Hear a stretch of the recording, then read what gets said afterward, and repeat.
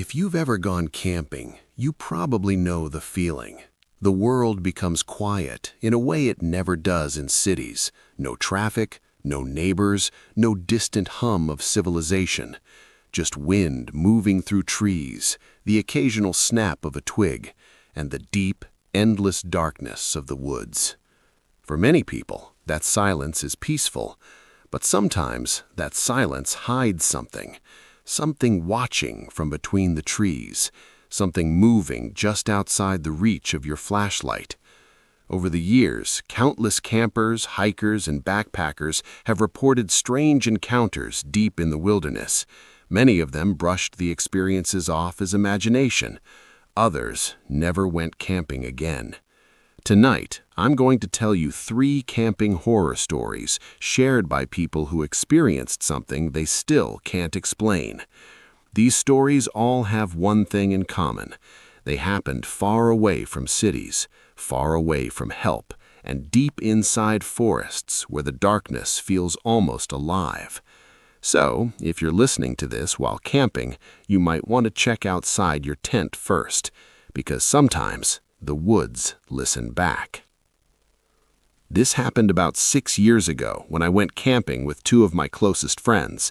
We had just finished college, and before everyone moved away for jobs, we decided to take one last trip together.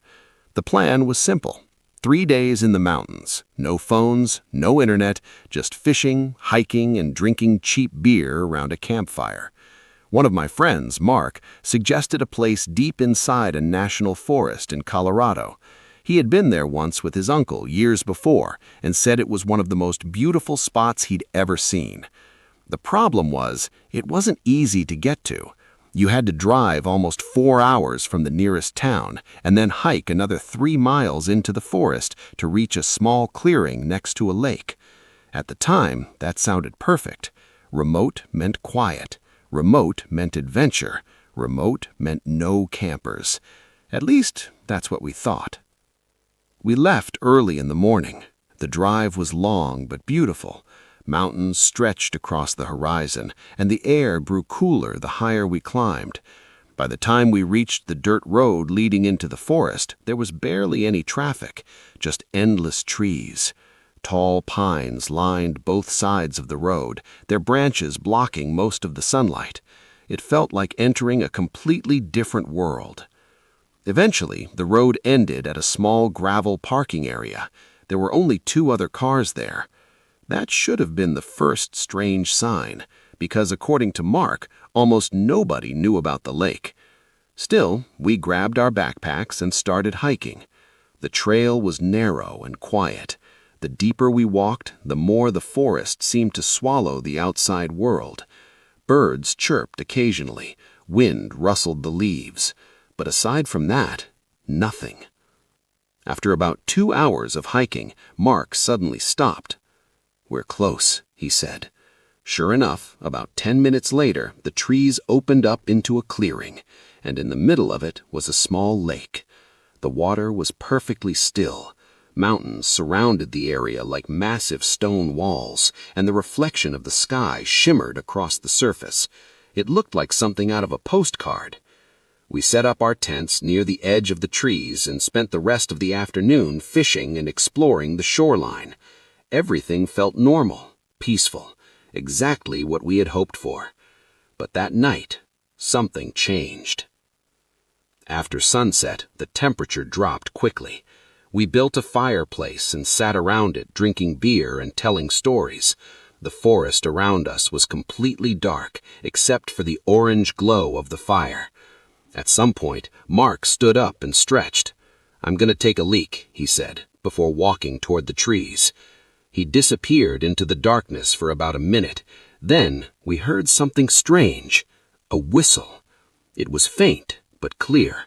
Just one short whistle echoing through the woods. I looked at my other friend, Jake. "Was that Mark?" I asked. Jake shrugged. A few seconds later, Mark came back into the firelight. "Did you just whistle?" I asked him. He shook his head. "No." That was the first moment we all felt something was off. because the whistle had come from the direction Mark walked, and he'd definitely been the only one over there. We tried to laugh it off. Maybe it was a bird, maybe someone from another campsite, but deep down, none of us believed that. About 10 minutes later, it happened again. This time it was louder, a long, slow whistle drifting through the trees. Mark froze. Jake looked toward the darkness. "Okay, that wasn't a bird," he said quietly. The sound felt wrong, not just because of what it was, but because of where it came from. It sounded close, too close, almost like someone standing just beyond the tree line, listening to us, watching us. Mark grabbed his flashlight and pointed it into the woods.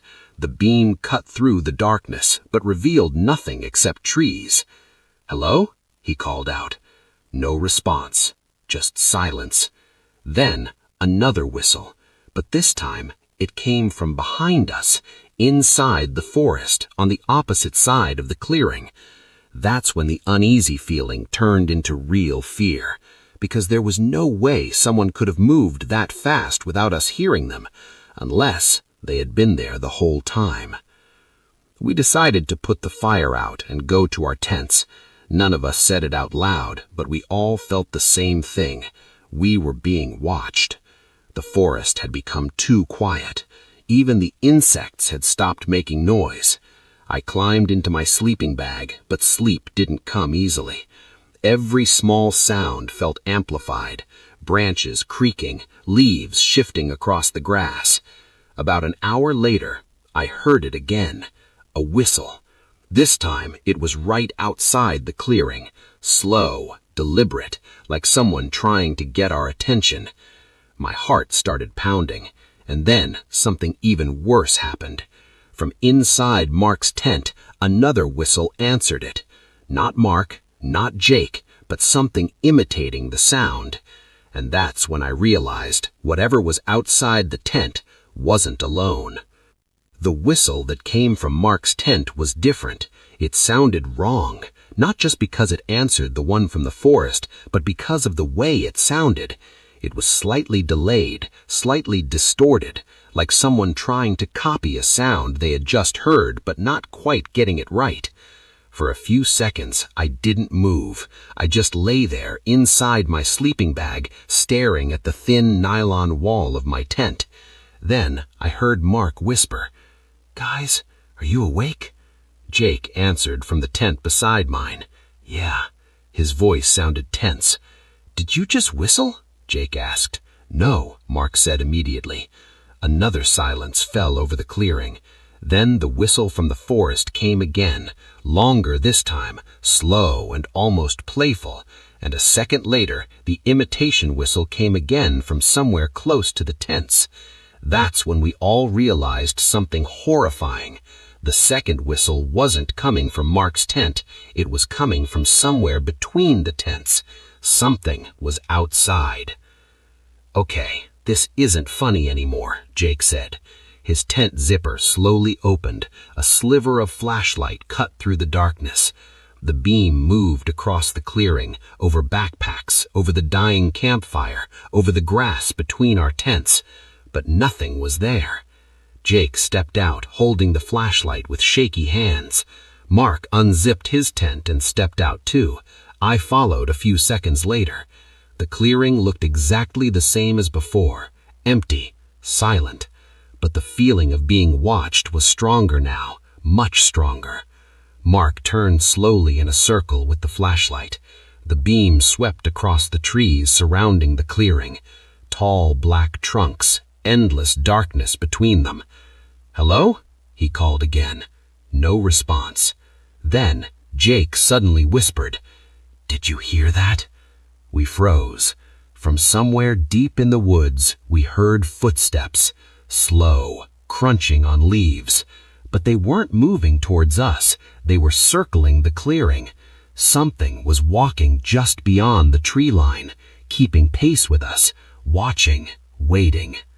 Then the whistle came again, closer than before, right from the trees directly in front of us. Mark aimed his flashlight toward the sound.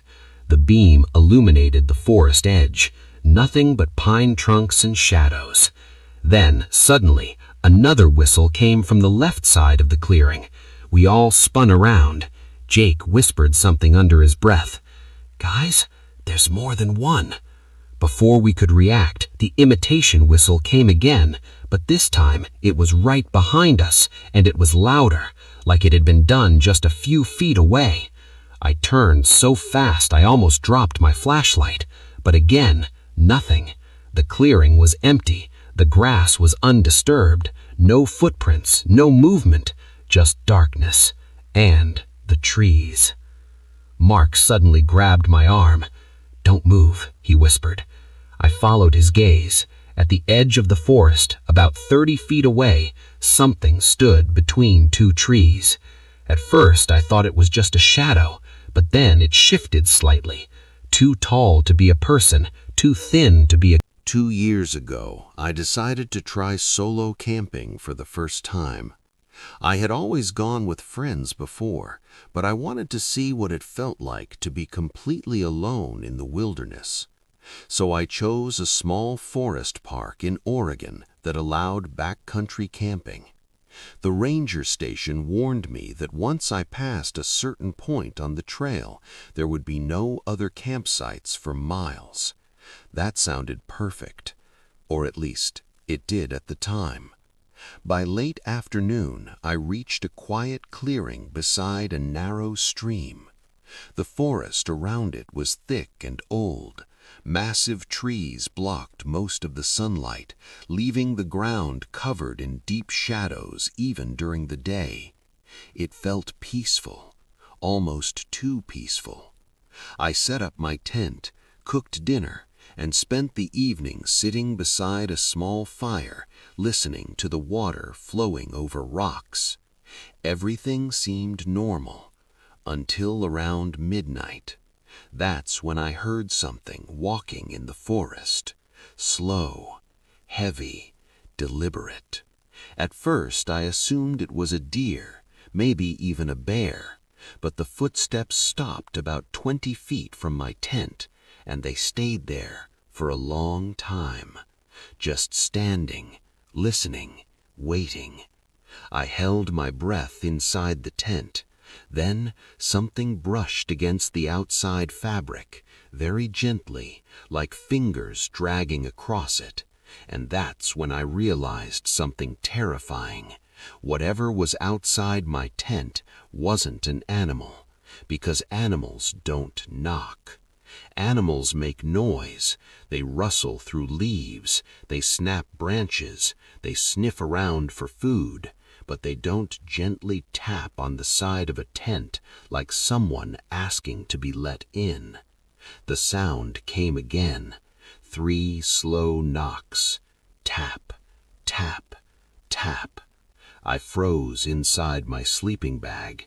Every instinct told me not to move. For a moment, I convinced myself it had to be something normal. Maybe a branch shifting in the wind, maybe an animal bumping into the tent. But then the tapping moved, from the side of the tent to the entrance, right next to the zipper. And then something spoke, a voice in the dark. "Hello?" The voice was quiet, almost polite, a man's voice.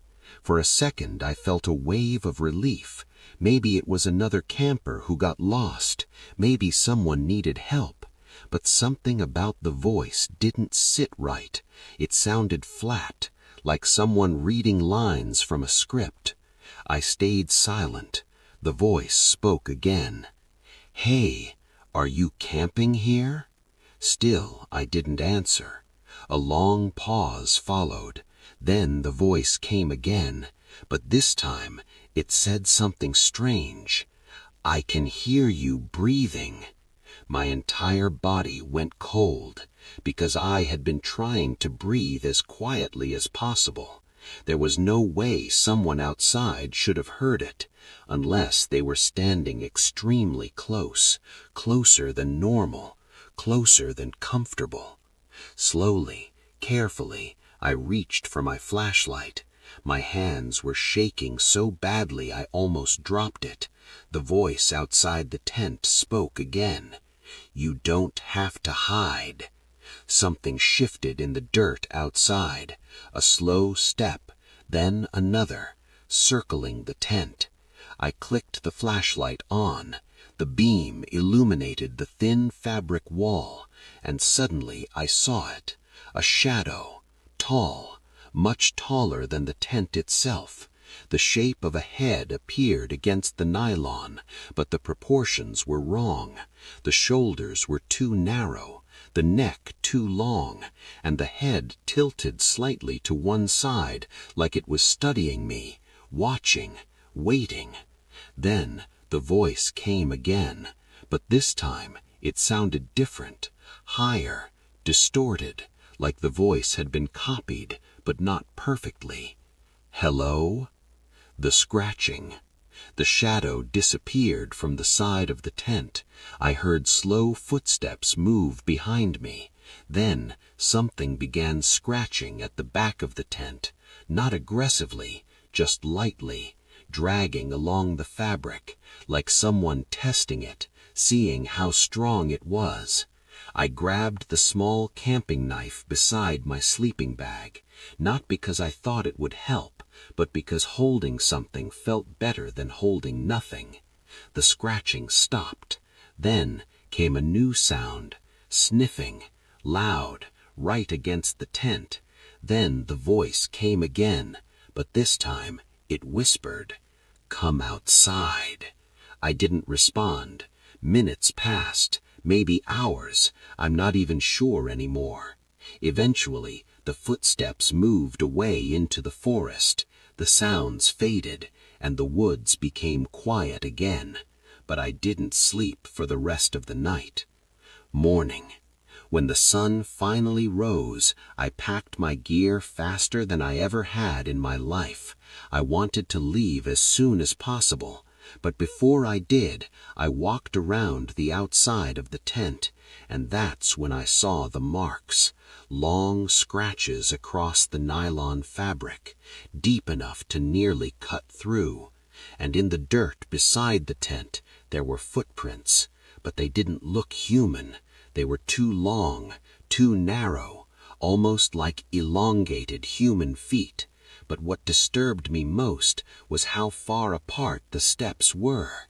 Each stride looked almost 6 feet long, like whatever made them had legs far longer than a normal person. I left immediately. I didn't even eat breakfast. I just followed the trail back toward the ranger station.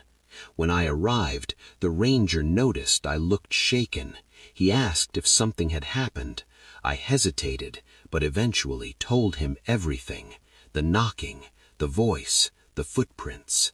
The ranger listened carefully. Then he said something that made my stomach drop. "You're not the first camper to report that." I asked him what he meant. He looked toward the forest behind the station. Then he said quietly, "People sometimes hear voices out there at night." I asked him what causes it. He shrugged. "We don't know." Then he added something else, something I still think about sometimes. But the strange part is, the voices usually repeat the same words. He paused, like they're practicing. This story happened to my cousin Daniel about 10 years ago. Daniel is an experienced backpacker. He spent weeks hiking through remote forests and mountain ranges all over the country. So when he told me this story, I knew he wasn't exaggerating. According to him, it happened during a solo hiking trip in Montana. The plan was to spend 5 days hiking through a remote section of wilderness where there were very few trails and almost no visitors. The nearest town was more than 60 miles away, which meant if something went wrong, help wouldn't come quickly. On the second day of the hike, Daniel reached a small ranger outpost deep in the forest. It was just a wooden cabin beside a trail intersection. A single ranger was sitting outside on a chair. Daniel said the man looked normal at first, middle-aged, wearing a ranger uniform, calm and quiet. The ranger asked Daniel where he was headed. Daniel told him the name of the lake he planned to camp near that night. The ranger frowned slightly. Then he said something strange. "You shouldn't camp there." Daniel asked why. The ranger paused before answering. Then he said quietly, "Things move around that lake at night." Daniel assumed he meant bears or wolves, but the ranger shook his head. "Not animals." Daniel laughed nervously. "Then what?" The ranger stared into the forest for a long moment before answering, "I don't know." Before Daniel left, he noticed something odd. The ranger hadn't blinked once during the entire conversation, not once. His eyes stayed fixed on Daniel the whole time, and when Daniel started walking down the trail, he felt like the ranger was still watching him. Hours later, Daniel reached the lake anyway. He figured the ranger had probably just been trying to scare him away from camping alone. The lake was beautiful, perfectly still, surrounded by dense forest. Daniel set up his tent and started a small fire, but as the sun began to set, he noticed something strange. Footprints around the lake, dozens of them, long, narrow, and spaced far apart, almost identical to the ones from the other stories. That's when he heard something behind him, a voice, calm, quiet, familiar. "You shouldn't have come here." Daniel turned slowly.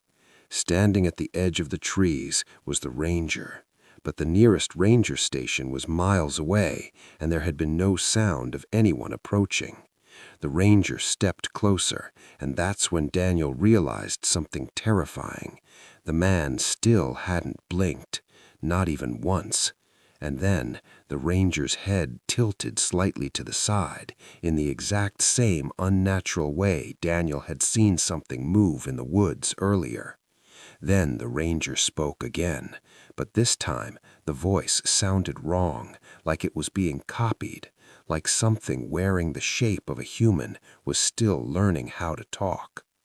The wilderness is one of the last places on Earth where humans are not in control. There are vast forests where almost nobody goes, places where strange things can live, hide, and watch. So the next time you go camping and you hear something moving just beyond the trees or a voice calling from the darkness, you might want to stay inside your tent, because sometimes the woods don't want visitors, and sometimes something in the forest might already know you're there, waiting, listening, and learning how to sound just like you.